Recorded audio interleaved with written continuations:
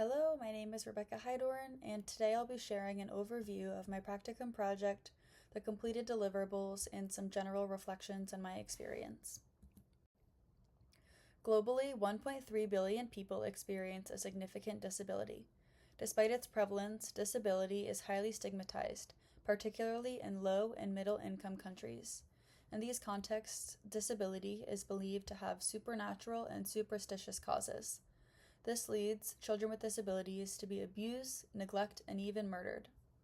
In response, Kupenda for the Children, my host site for this project, exists to transform harmful beliefs surrounding disability to those that improve children's lives. From its innovation center in Kilifi, Kenya, Kupenda develops and pilots its interventions before they are developed in other low and middle income communities. Each year, through these interventions, Kupenda improves the quality of life for tens of thousands of children. The stigma experienced by people with disabilities and their loved ones can have significant implications for their mental well-being. In fact, children with disabilities are 51% more likely to feel unhappy and 41% more likely to feel discriminated against. In recognition of this reality, this practicum project aimed to examine and address stigma and mental health challenges among families affected by disability in Kilifi, Kenya.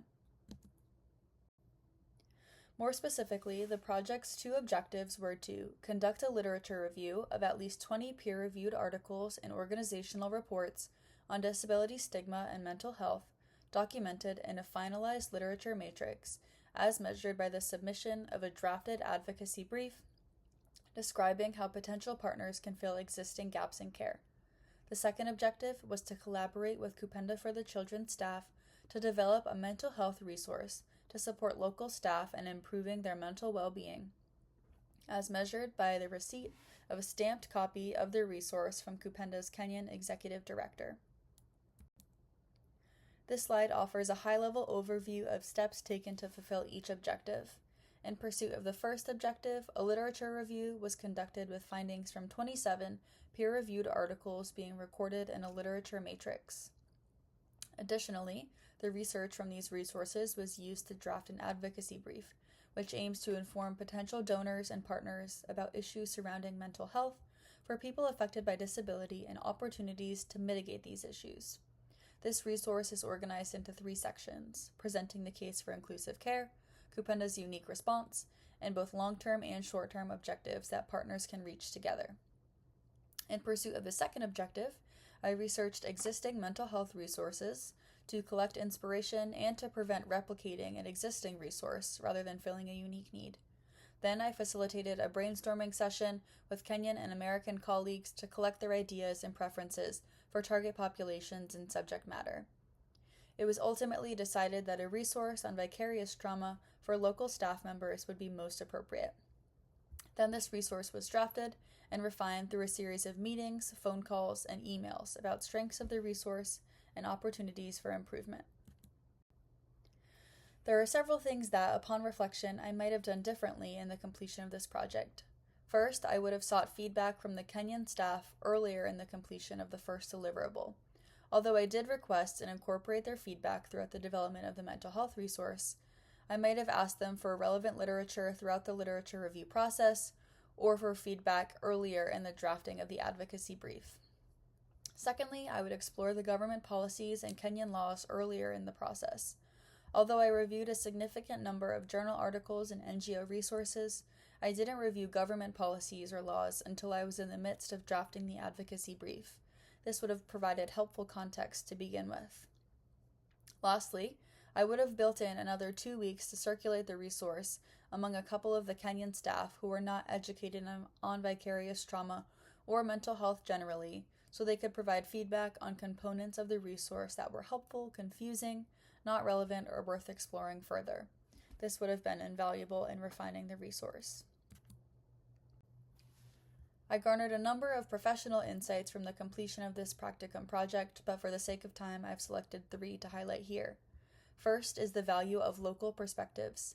After spending a significant number of hours conducting research and drafting a mental health resource, I felt quite confident in the product I had developed.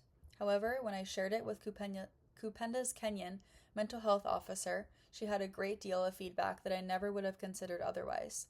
For example, based on her advice, we added a section on harmful thoughts shaped by vicarious trauma, so that staff have examples of ways this might manifest in their own minds and works. Second, I was reminded of the importance of monitoring and evaluation efforts. As I developed the advocacy brief, I struggled to find substantive data on rates of mental health, availability of service providers, prevalence of stigma, etc. Increased evidence would have further strengthened the efficacy of the brief. Finally, this project highlighted the importance of collaboration and relationship building. As I collected relevant literature to review, I contacted other public health professionals and disability-focused organizations. Several of them shared valuable resources that did not appear in my literature search, but provided really valuable insights that informed my work. In addition to the many professional lessons I learned, I also grew personally and in my faith through the completion of this project.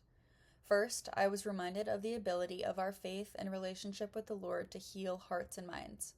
Philippians 4:6-7 reads, "Do not be anxious about anything, but in every situation, by prayer and petition, with thanksgiving, present your requests to God, and the peace of God, which transcends all understanding, will guard your hearts and your minds in Christ Jesus." I was encouraged to see that this is not a meritless or outdated calling. Modern research affirms the ability of faith and religious practices to improve mental health. Even secular researchers and organizations offer faith practices as a means of self-care and mental health maintenance. Additionally, my research demonstrated to me a new way in which we are created in the image of God. Vicarious trauma, the central topic of the mental health resource I developed, has been defined as, quote, "the emotional residue of exposure to traumatic stories and experiences of others through work," end quote.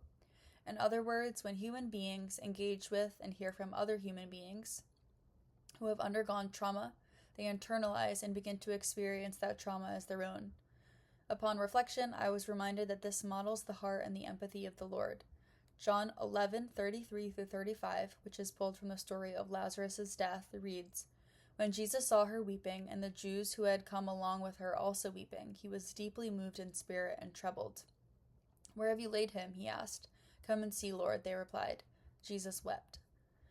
Of course, vicarious trauma is a challenge experienced by many in the caring profession and has real and damaging effects on the holistic well-being.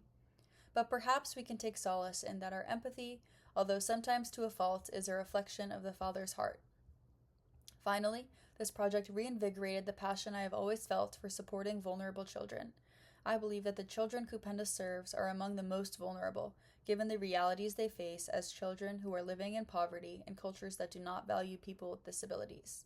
This calling aligns with Proverbs 21:8-9, which reads, "Speak up for those who cannot speak for themselves, for the rights of all who are destitute. Speak up and judge fairly. Defend the rights of the poor and needy." As the completion of this project represents the culmination of nearly 2 years of effort and study, I am grateful that this program has not only equipped me with tools to improve the public health of various communities, but also to anchor this professional calling in a faith and relationship with the Lord. And finally, these are resources referenced throughout my presentation. Thank you for your time and attention.